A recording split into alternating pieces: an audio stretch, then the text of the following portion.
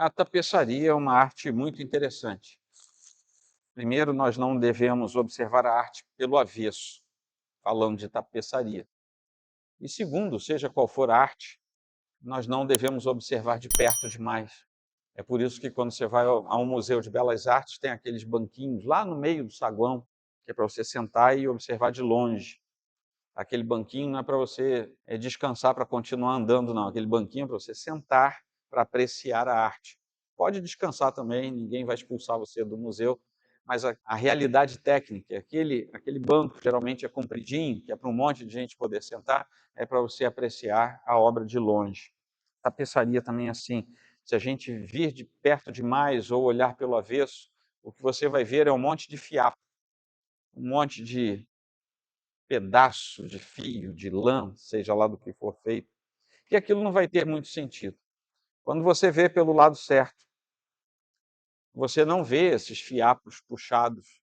Eu ainda sou do tempo que vovó e mamãe ainda faziam aqueles bordados, né? Põem naquele, eu não sei o nome daquilo, era um arco com outro arco. Parece, fala do Apocalipse, né? Um arco sobre outro arco e que tinha um outro arco que você olhava através do arco. Né? E ali elas faziam aqueles pontos e do lado do avesso era sempre feio. Mas do lado certo, a gente achava a beleza daquela arte. Nós não teremos mais, observando o Apocalipse, nós não temos mais por que ficarmos olhando as coisas de perto como se quiséssemos descobrir os fiapos do Apocalipse. O Apocalipse é para nós darmos um passo atrás e observarmos toda a arte do Senhor, toda a expressão que Ele colocou diante de nós. O suficiente para nós não vermos fios desconectados, porque se a gente quiser ver fio a fio do Apocalipse, a gente não vai entender direito. Precisamos olhar aquele todo, aquilo que foi cuidadosamente tecido e orientado pelo Senhor. É a imagem do todo que importa para nós entendermos bem aquela revelação. Muitas vezes, no entanto, nós lemos o Apocalipse como se escolhêssemos só um dos fios de cada vez e desconectamos aquele fio do todo, e por isso nós tendemos a nos perder na visão mais ampla, mais geral, de cada símbolo, de cada imagem, de cada metáfora, até nos vermos numa pilha de fios soltos que parece não fazer sentido algum. Então nós precisamos recuar, nós precisamos dar um passo atrás para olhar a expressão daquilo que Deus compôs, teceu para nós. Se você quiser ouvir algo sobre isso, ouça uma das músicas do Estênio Marcius. E ele tem uma música muito poética que fala sobre a tapeçaria. Aliás, eu acho que esse é o nome da música. Nós queremos ver toda a obra de tapeçaria que o Senhor deixou no Apocalipse para nós. E por isso é prudente que a gente não se perca em excessivos detalhes. Até porque o livro de Apocalipse vai nos contar e recontar a mesma história diversas vezes.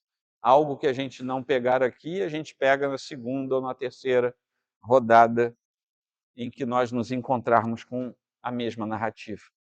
Esse é o primeiro dos 3 conjuntos de 7 que tem no Apocalipse. E o Apocalipse tem isso. Repete coisas. Aqui são 7 selos, começamos no capítulo 6. Daqui a pouquinho nós vamos ter 7 trombetas, no capítulo 8. E depois nós vamos ter 7 taças, lá no capítulo 15. Cada um desses elementos tem uma correlação entre si, porque, como eu falei, o Apocalipse repete informações a fim de que a gente, olhando esse todo, consiga entender exatamente o que é. Nós temos uma conexão muito profunda com o que eu acabei de ler, com o início do capítulo 24 do Evangelho segundo São Mateus. Então, leiam Mateus 24 depois, principalmente a primeira parte, e vocês vão ver uma íntima conexão com esse texto que nós lemos agora. Agora, a visão de João desce do céu em parte do que ele está falando. Capítulo 4, capítulo 5, nós estávamos vendo tronos, glórias, estávamos lá no céu junto com João, vendo aquilo que ele descrevia, e o que nós vimos da parte dos seres viventes, dos homens, dos anjos, era muito cântico, muito louvor, muita adoração. Isso tudo acabou. Ele agora veio para a terra, está nos dando visões de algo que vai acontecer na terra, e por causa disso, em meio aos dilemas que ele vai nos narrar, não tem espaço para alegria, não tem espaço para adoração. É uma preparação para algo que está por acontecer, e por isso o clima muda. Entre capítulo 4 e 5, há esse clima festivo e de adoração, e agora entrando no capítulo 6, há um clima sorumbático, é uma coisa pesada, fechada, porque o assunto é difícil. Os 4 primeiros selos que vão ser rompidos, vocês lembram? No capítulo 5, João ficou apavorado porque ninguém era digno de abrir os selos. Mas aí apontam para o Cordeiro de Deus, ele pode abrir os selos. E quando ele abrir os selos, ele vai abrir esse livro que está selado, e o que está escrito ali vai ser demonstrado, vai ser trazido à tona, esse mistério vai ser trazido à tona. Aquele livro escrito por dentro e por fora, finalmente vai ser revelado no seu conteúdo. E agora, já estamos no passo seguinte, o Cordeiro, que é digno, ele está de fato lá e vai abrir os selos. E os 4 primeiros selos que ele vai abrir são acompanhados por 4 cavaleiros. Porque naquele momento em que o selo se romper, cada um deles, rompido pela voz de chamado de um dos 4 seres viventes, não sei se você notou, mas cada um dos selos recebe um dos 4 seres viventes dizendo, venha, e aí alguma coisa acontece. Então eles têm uma missão a cumprir nesse primeiro momento, enquanto que o Cordeiro, que é digno, ele vai romper os selos, alguma coisa acontece, porque João diz que ouve quando ele rompe os selos, aquele selo endurecido, fazendo o encaminhamento metafórico do que era um selo naquele tempo, um selo que era enrijecido pelo esfriamento da cera, e parece que ele ouvia aquilo se partindo. E ele falava, o primeiro selo se rompeu, o segundo selo se rompeu, e ali alguma coisa acontecia. O Cordeiro abre então os 4 primeiros selos do livro. E ali nós temos o Cordeiro, os 4 seres viventes, cada um deles comandando a abertura de um dos selos. O primeiro selo, diz o texto, que veio, assim que abriu, aparece um cavaleiro num cavalo branco. E aí nós temos uma dificuldade exegética sobre quem é esse cavaleiro, porque há algumas pessoas muito boas que divergem a respeito de quem seria ele. Eu vou pelo lado mais comum, mais tradicional. E na minha perspectiva, eu concordo com os exegetas que dizem que esse cavaleiro, do cavalo branco, é uma imitação de Cristo na tentativa de trazer para si seguidores que vão fazer com que a obra de Cristo seja atrapalhada e a perseguição aos filhos de Deus seja incrementada. Portanto, ele seria a própria figura seria antitético a Cristo, seria, portanto, o anticristo. O Senhor é quem quebra aquele primeiro dos 7 selos, porque toda a autoridade, todo o governo está em suas mãos, e João agora quer saber o que está ali dentro. Esse cavaleiro, ele sai para matar, ele não sai para levar paz, ele sai para matar. Ele tem uma arma que nunca, em lugar nenhum da Escritura, foi atribuída a Jesus. Ele sai com arco. Em nenhum momento da Escritura, Jesus é mostrado, mesmo quando ele aparece como se fosse um vencedor, um guerreiro, ele sempre tem uma espada, ele nunca tem um arco. Essa é uma vez única. Nós sabemos que naquele tempo, os vencedores voltavam do campo de batalha, normalmente montados num cavalo branco. Era um sinal de destaque. Eu não sei se cavalo branco é mais raro do que cavalo de outra cor, ou se é porque é branco, né? Enfim, emblemático. Mas esse cavaleiro saiu vencendo e para vencer, e por isso ele retorna, e por isso ele está, talvez, no cavalo branco. O primeiro cavaleiro do capítulo 6. então pode ser interpretado como uma tentativa de Satanás e de seus anjos caídos de imitarem Cristo e os exércitos dos céus, que vão aparecer novamente no capítulo 19. Cristo e o seu verdadeiro exército aparecem no capítulo 19. E aqui tem uma dica: o Apocalipse traz sempre um elemento de tese e um elemento da sua antítese. Tem duas mulheres, tem dois vencedores, tem sempre um par, sendo que um é antitético ao outro. Dessa forma, então, essa seria a imagem da autoridade e da liderança do anticristo em sua fúria por vencer, por matar, por subjugar o povo de Deus, porque o povo de Deus ainda está no meio de todo o povo. Ele sai sobre a face da terra, mas na face da terra ainda está o povo de Deus. Portanto, a grande sede de maldade, de fúria, é exatamente chegar até o povo de Deus. Só que o domínio do anticristo é limitado, mas enquanto ele age, é tão terrível o que ele faz, que até os santos que estão no céu, um dia, um dado momento, e a gente vai ver isso daqui a pouco, vão clamar pelo socorro de Deus e pela vingança do Senhor. No capítulo 19, que é a contrapartida disso, nós vamos ver o Cristo vencedor, o Cristo vitorioso, que lança o anticristo e o falso profeta no lago de fogo. E por fim, a passagem vai nos dizer que foi-lhe dada uma coroa, esta passagem que nós lemos, com a implicação de que Deus, como doador, é aquele que implica os limites àquele a quem ele coroa. Essa coroa é a autoridade que lhe é dada durante um tempo, e ela é limitada pelos atos daquele que lhe outorga. Vemos o segundo selo, um cavalo vermelho. O segundo cavaleiro vem com a missão de tirar a paz da terra. Você deve lembrar de uma meia dúzia de cavaleiros sobre cavalo vermelho aí agora. Gente que aparece com a nítida sensação de tirar a paz onde quer que esteja. Só que isso aqui é potencializado demais. Não é algo comum. E ele vem para incitar disputas, incitar guerras entre os povos, incitar conflitos entre nações. Isso vai incluir uma profunda mudança nos paradigmas. E a perseguição aos cristãos será vista como algo extremamente alto em meio a tudo isso. Vamos manter o seguinte: esses cavaleiros saem sobre a terra para impor esses malefícios, essas malignidades, mas o alvo principal deles é atingir os filhos de Deus que estão lá naquele meio. Faz uma alusão direta aqui ao que Jesus diz aos seus discípulos, lá em Mateus 10:34. Não pensem que eu vim trazer paz à terra. Não vim trazer paz, mas espada. E o Senhor Jesus está falando algo que, na sua fala no Evangelho, às vezes é mal compreendido. Quando o Senhor diz isso, ele diz: eu vim separar um povo para mim. Esse povo vai ser alvo da espada.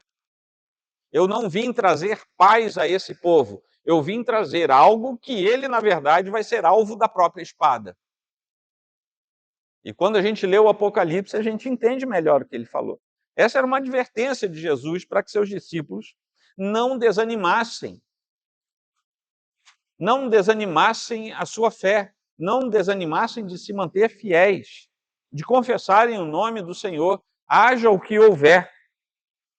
Porque quando a perseguição viesse, até mesmo aqueles mais fiéis seriam perseguidos.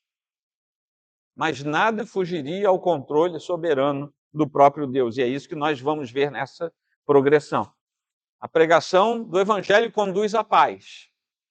No entanto, a oposição de Satanás ao Evangelho produz morte e perseguição por toda parte. Os evangelhos sinóticos apontam para o fato de que as calamidades para os incrédulos, ao mesmo tempo, podem ser terríveis, assim como serão terríveis para os filhos de Deus. No entanto, para estes haverá também uma aplicação de crescimento e de santificação ao final. A oposição à pregação e ao ensino do Evangelho, muitas vezes pode resultar também em conflitos sérios, até mesmo no seio da família. Os inimigos de uma pessoa serão os da sua própria casa, diz Mateus 10:36. Quantas vezes nós não vemos isso? No entanto, aquilo que é inerente e aparentemente mal não possui autoridade que sobrepuja a autoridade do nosso Deus. Amém, meus irmãos? E lá se foram 2 selos. Mas aí vem o terceiro. Um terceiro ser vivente vai dizer: venha.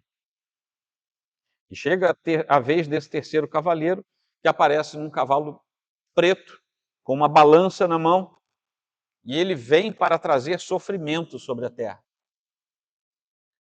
E o sofrimento é basicamente um sofrimento através da fome. Fome severa, fome generalizada. Na antiguidade, o alimento era muito comumente racionado por quantidades. É como se fosse ração, daí que vem o nome, fugiu. Eram racionados, daí que vem ração. E quanto mais intensa era a fome, mais havia o racionamento. Era isso, foi essa palavra que sumiu naquela hora. Mais havia o racionamento e ele se tornava ainda mais intenso. Como é que era racionado o alimento? Com uma balança. Havia pessoas que eram dispostas em locais públicos que racionavam o alimento. Daí que a imagem desse cavaleiro, com uma balança na mão, tratando de alimentos, tem a ver com a profunda fome que haveria de se abater. A ordem parece vir do próprio Cristo, porque, diferentemente dos outros 3 episódios com os cavaleiros, quando João vai descrever o que acontece, ele diz que do meio dos cavaleiros, do meio dos seres viventes, ele ouve uma outra voz, que é quem dá o comando. E nós vimos, nos 2 capítulos anteriores, que aquele que era central entre essas figuras que estavam diante do trono de Deus era o próprio Cordeiro, era o próprio Senhor Jesus. Parece ser uma fome muito grave, mas ainda não era suficiente para exterminar toda a terra. A medida de trigo disponível por 1 denário, que era o salário de um dia, seria suficiente para uma família, enquanto as 3 medidas de cevada durariam 3 dias. Pra vocês terem uma ideia, a pessoa, ela se esforçava ao máximo, gastava muito, cerca de 16 vezes o valor daquela época, do tempo de João. Esses valores que ele coloca aqui para adquirir essas comidas que são básicas, absolutamente básicas, estavam aqui numa inflação de mais de 16 vezes, cerca de 16 vezes o que se cobrava naquele tempo. Havia gente rica, é claro. Essas pessoas ricas iam consumir o azeite e o vinho, que eram víveres quase que de luxo naquele tempo, mas não havia tanto, não havia para sobrar. É possível que os cristãos, nesse tempo crítico, também padeçam, como nós tínhamos visto lá em 2:9, que diz assim: conheço a tribulação, falando para a igreja de Esmirna, conheço a tribulação pela qual você está passando, a sua pobreza, embora você seja rico, e nós vimos o que isso quer dizer, e a blasfêmia dos que se declaram judeus e não são, sendo isto sim, sinagoga de Satanás. Depois nós vamos ver algo parecido lá no capítulo 13, versículos 16 e 17. A fome afeta todas as pessoas. Alguns com maior intensidade, aqueles mais desprovidos de recursos e de acesso. Mas fome afeta todos aqueles que não têm mais acesso à abundância de víveres. Nessa confusão de crise extrema, talvez os cristãos fossem os mais duramente afetados por causa da sua fidelidade ao Cordeiro. Isso fica implícito aqui no texto. E aí vem o 4º selo. E ali também tem um cavaleiro que vem sentado num cavalo que é dito que é um cavalo amarelo. Em algumas versões antigas, disse que o cavalo era pálido. Eu não sei se tentaram aproximar aqui a palidez com a cor amarela. Eu não fui verificar como é que estava no original, mas eu sei que algumas versões antigas que eu consultei, estava lá o cavalo pálido. E esse 4º cavaleiro montado nesse cavalo, vamos manter o amarelo, que é da nossa versão aqui, ele responde ao chamado do ser vivente. Ele é o único que tem nome. Os outros cavaleiros não têm nome mencionado. Esse tem um nome. O nome dele é Morte. Gente boa não era. E o inferno vinha atrás dele. O sujeito se chama Morte e o inferno vem atrás dele. Tenho certeza que não era gente boa. A morte e o inferno são forças satânicas, mas que continuam, a despeito disso, sob os limites da autoridade que o próprio Deus dá. Todos os cavaleiros, de alguma forma, se você reler esse texto depois, trazem a morte consigo, seja pela fome, seja pela miséria, seja pela peste, seja lá pelo que for. E esse quarto cavaleiro parece trazer um pouco da morte de cada um dos 3 cavaleiros anteriores. Essa morte desse último cavaleiro parece que é mais ampla, parece que ele traz também algo relacionado à doença, à peste, a algo grave. O caráter nefasto, o caráter satânico da morte e do inferno fica muito claro quando nós vamos chegar lá no final do livro de Apocalipse, lá no capítulo 20, no finalzinho do versículo 13 e comecinho do 14, quando diz assim: a morte e o inferno entregaram os mortos que neles havia, e foram julgados um por um, segundo as suas obras. Então a morte e o inferno foram lançados no lago de fogo. Haverá um tempo em que esses próprios algozes serão eles próprios também julgados e sentenciados pelo poder de Deus. Esse trecho, embora mostre sofrimento intenso, embora mostre morte, demonstra claramente que tanto a morte quanto o inferno estão sob controle absoluto de Deus e do Cordeiro. E só acontece o que acontece a partir deles, enquanto o Senhor permitir. Lá no capítulo 1, versículo 18, nós lemos: eis que estou vivo para todo sempre, e tenho as chaves da morte e do inferno. Está nas mãos de Deus. Amém? Esses 4 cavaleiros atravessam a história. E o poder deles é devastador.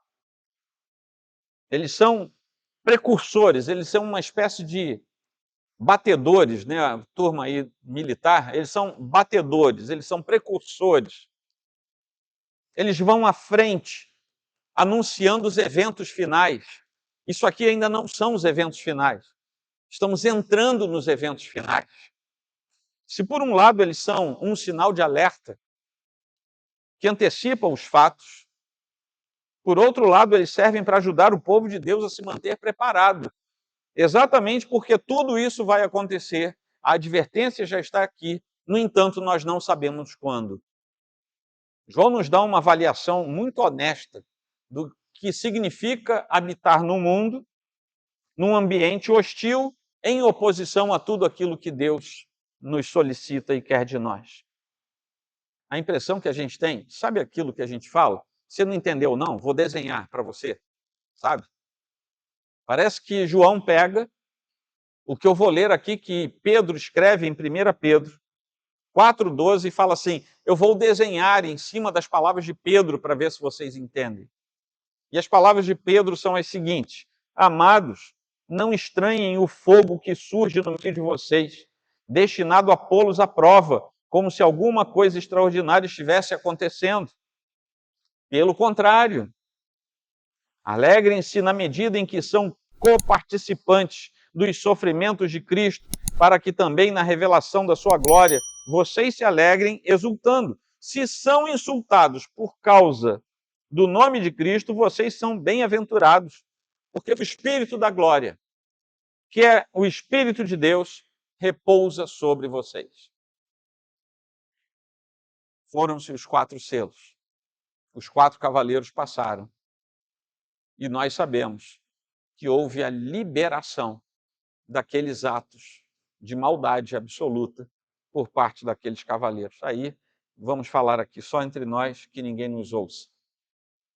Isso tudo aqui vai ser dinamizado. Mas tudo isso que eles vão fazer já acontece no nosso mundo. Nós olhamos ao nosso redor E não sabemos como alguns seres humanos são tão malignos.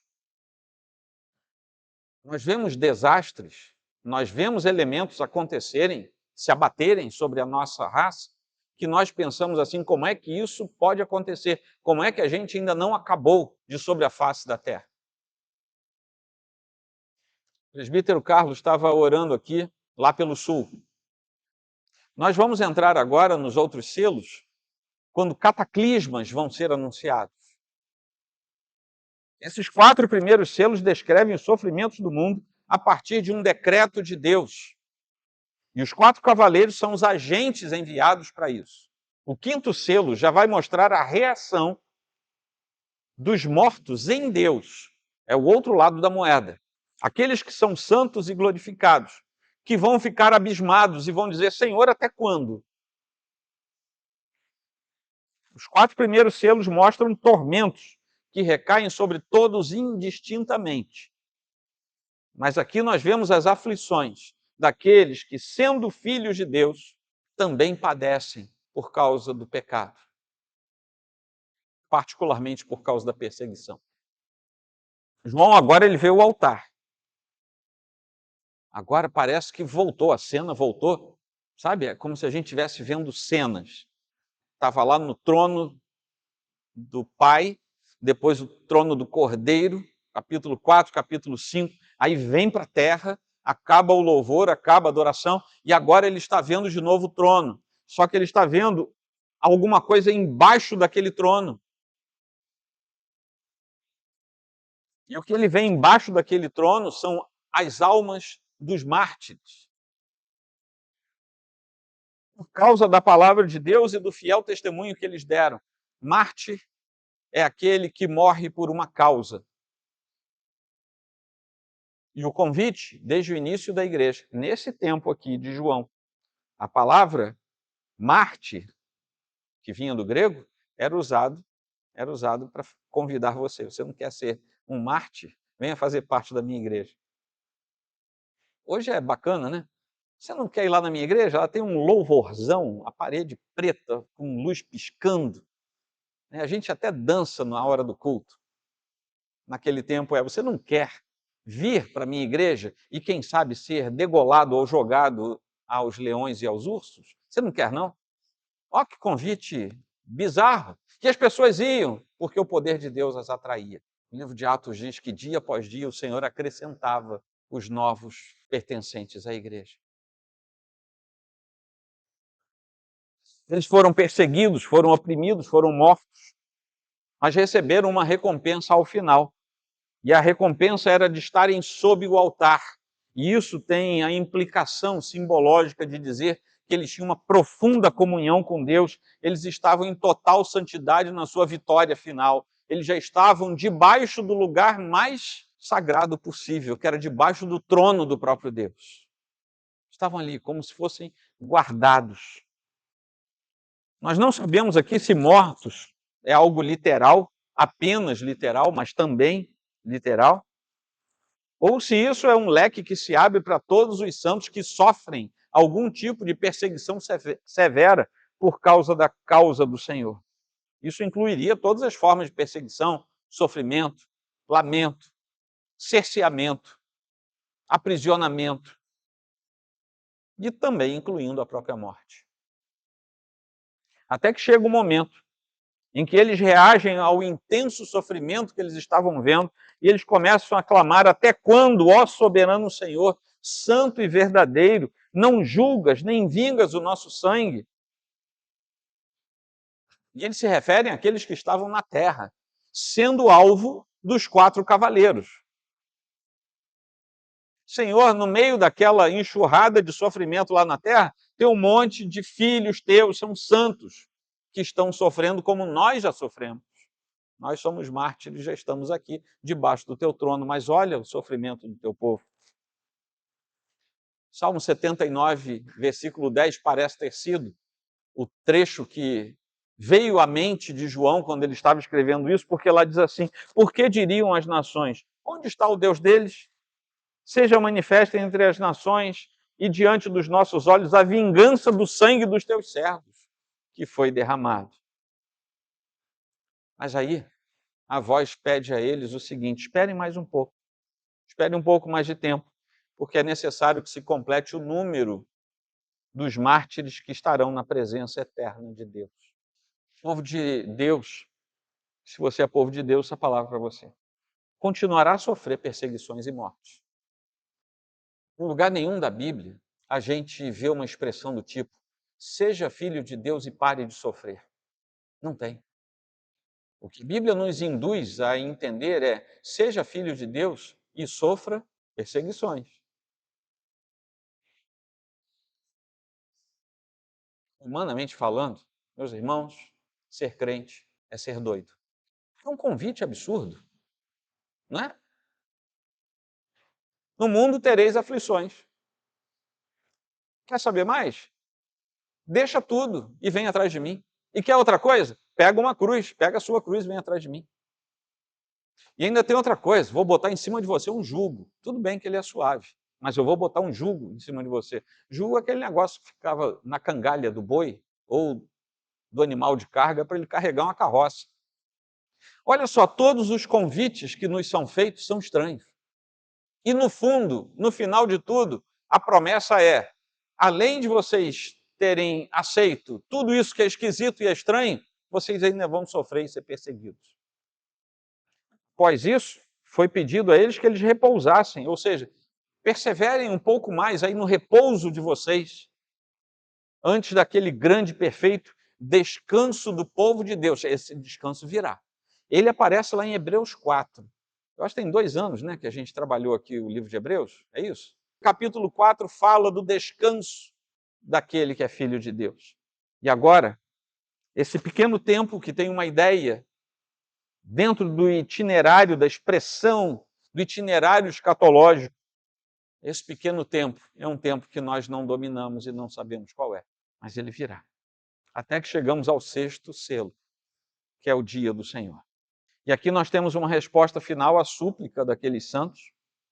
Do versículo 9 até o versículo 11, eles estão suplicando ao Senhor, que é o 5º selo, e agora no 6º selo, Deus começa a usar os meios calamitosos da própria natureza, mas com contornos muito além daqueles que nós conhecemos. Tem um terremoto de grandes proporções, isso tudo está ali, a partir do versículo 12. Tem um terremoto de grandes proporções que provoca uma destruição incontrolável. Tem o sol se escurecendo de modo excessivo, que denota uma ausência de luz, talvez até metaforicamente nos dizendo: o Senhor, que é a luz, ou a própria palavra, que é a luz, já não está lá naquele recinto. O sol se escurece de tal maneira que a lua fica vermelha, não recebe mais os contornos solares. As estrelas caindo sobre a terra, obviamente numa linguagem figurada. E é tão figurada que ele já fala logo em seguida: olha, as estrelas caíam sobre a terra, parecia até uma figueira que o vento balançava e os figozinhos ainda verdes caíam. No nosso ambiente mais comum, a gente tem às vezes mangueiras, árvores mais comuns para a gente, ainda na florada, quando começa a dar o frutinho, e bate um pé de vento violento e cai um monte de frutinha, você fica com pena. Puxa vida, caiu tão pequenininha, tão verdinha. É isso que ele está falando. As estrelas vão despencar como se fossem aqueles frutos ainda verdes quando tem uma ventania. É o caos absoluto, o descontrole cósmico acontecendo. Até que ele fala que o céu se enrolava como um pergaminho. Você sabe o que é um pergaminho, né? Aquele, como se fosse um papel, e eles enrolavam aquilo. Ficava aquele tubinho enrolado, e ali, se fosse o caso, lacrava, selava. Ou amarrava com a fitinha para levar para alguém, se não fosse algo restrito, né, de visão restrita. A ideia aqui é a seguinte: Deus está entregando o cosmos ao seu próprio destino. Porque a imagem dele é o seguinte: o céu está estendido porque Deus o sustenta. Se Deus tirar a mão, ele se enrola como se fosse um rolo de papel. Essa é a imagem. Obviamente, irmãos, são imagens da metáfora que querem nos dizer: Deus vai entregar esse cosmo que está mergulhado no pecado e no afastamento à sua própria sorte. Até que um grande terremoto de caráter universal acontece e os montes parecem se deslocar, as coisas parecem mudar de lugar. Então, quando a gente lê esse trecho, a gente vê a profundidade da hecatombe que está por acontecer. E é isso que ele quer pintar, um quadro dantesco, para a gente saber que a coisa é séria. E diante desse cenário absolutamente caótico, os habitantes da terra, sejam grandes ou pequenos, ricos ou pobres, senhores ou escravos, qualquer um que esteja sobre a terra, vai tentar se esconder. É gente que rejeitou o Cordeiro, gente que nunca quis andar com Deus, mas que tem poder sobre a terra, tem destaque muitas vezes.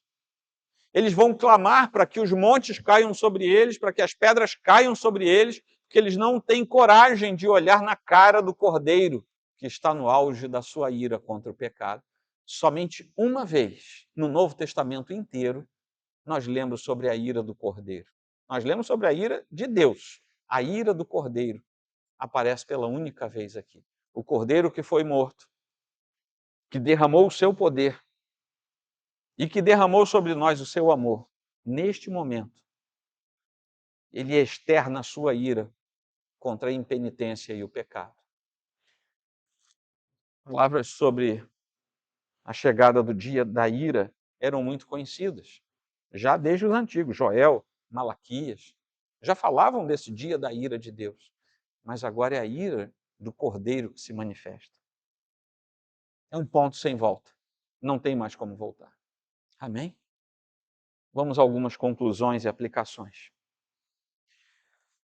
Nesta passagem, nós vemos algo sobre a soberania de Deus, enviando provações à terra, e para isso ele utiliza a operação do mal do próprio inimigo. Por isso nós precisamos discernir ao nosso redor quem é quem. O que é obra de Deus e o que é obra diabólica. O nosso papel é manter firme a fé em Deus, que está no nosso coração. A fé no governo do Senhor, no sentido de que é Ele quem domina, e nos lembrarmos de passagens como José reconhecendo que o mal veio para bem, está lá em Gênesis 50. Paulo dizendo que tudo coopera para o bem daqueles que amam a Deus, Romanos 8, e a exortação à fidelidade em meio do sofrimento da igreja de Esmirna, naquele capítulo 2 que eu li um trechinho hoje para vocês. Deus é soberano, a despeito do que possamos ver e até experimentar. Deus é soberano. Segunda conclusão a que chegamos, vamos falar do cavaleiro branco. Se até Satanás e seus sequazes têm capacidade de aparecer na forma de um cavaleiro branco, nós só podemos nos lembrar daquilo que Paulo falou certa vez, lá em 2 Coríntios 11, 14 e 15. O próprio Satanás se disfarça de anjo de luz. Portanto, não deveria surpreender que os seus próprios ministros se disfarcem em ministros de justiça. O fim deles será conforme as suas obras. O Filho de Deus precisa estar todo o tempo pronto para as duras provas que nós vamos enfrentar. Ninguém aqui, presta atenção no que eu vou falar, ninguém aqui vai sair desta para melhor, né, como o povo diz, sem enfrentar dificuldades, sem enfrentar duras provas. E alguns de nós haveremos de padecer provas ainda mais duras do que os outros. Ao invés de nos lamentarmos previamente, o que a gente deve fazer é se preparar. Terceira conclusão é que o sofrimento é uma marca. Se você é crente e é masoquista, eu diria que você precisa se converter de novo. Ninguém aqui gosta de sofrer. Ninguém quer, Senhor, manda sofrimento para mim, porque isso é tão bom. Não, não é isso. É por isso que eu tenho implicância com um cântico. Implicância no bom sentido, né? Que é baseado naquele texto que diz, Senhor, me quebra e me faz de novo.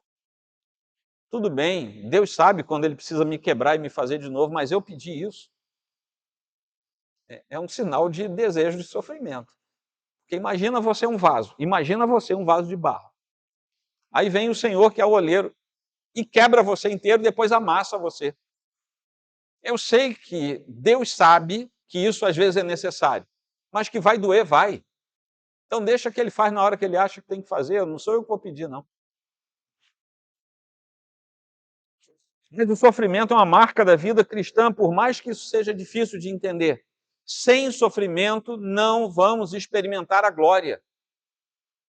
Sem sofrimento não vamos experimentar a vitória.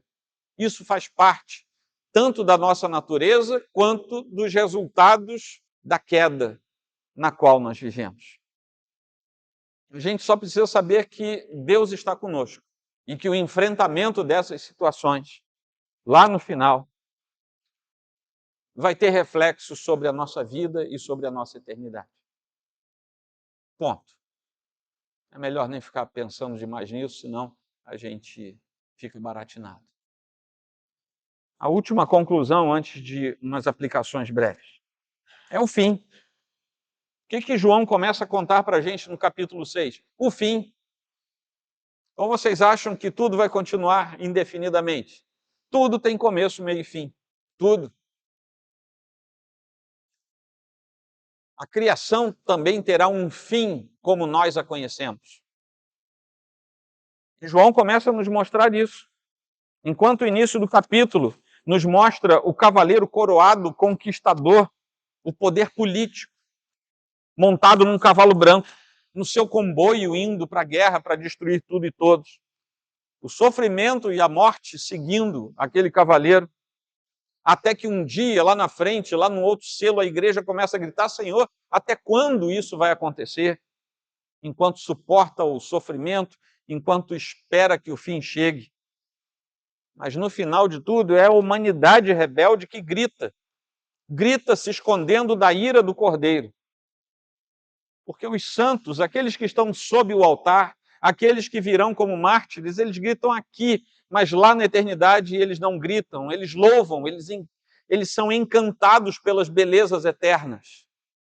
Enquanto que aqueles que se apropriam do que aparentemente é belo aqui, poderão gritar pela eternidade. Esse é o paradoxo que João começa a nos mostrar aqui. Quando Jesus responder às orações da sua igreja, até quando, Senhor? Quando ele responder isso, terá chegado o grande e terrível dia da ira do Cordeiro, e ninguém poderá subsistir a isso. Algumas aplicações muito pequenas, muito curtas. Esse dia virá. É certo que ele virá. A pergunta é: a gente está pronto para isso? E a gente tem que ser muito sincero. A gente está pronto para isso? Vamos supor que esse dia fosse hoje. A gente está pronto para isso? Ou no final do dia eu teria que olhar para trás e dizer: puxa vida, agora é tarde demais?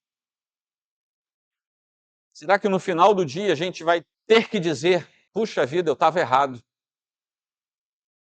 Eu tinha que ter me preparado e não me preparei?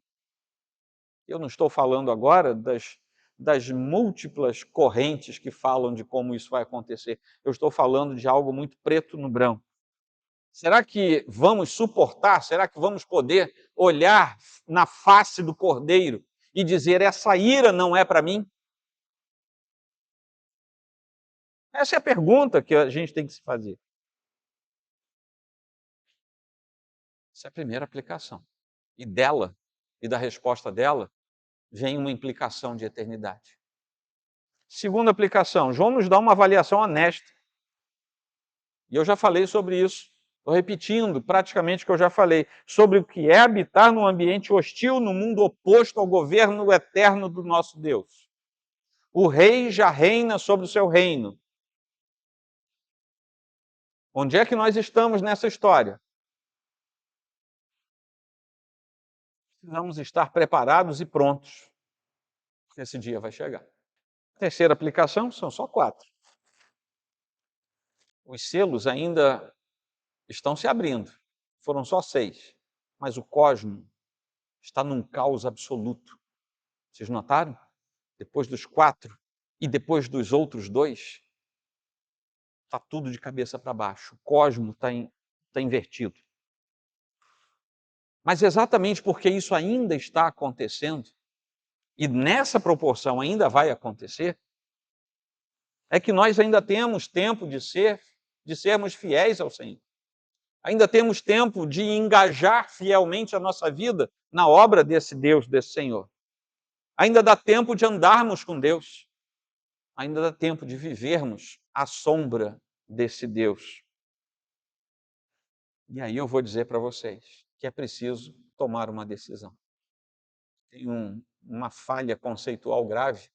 Nós somos presbiterianos, somos calvinistas, predestinativos. Aí as pessoas, não, é tudo por osmose. Não, você tem que tomar decisão. Você tem responsabilidade diante de Deus. Você está preparado para se encontrar com Deus?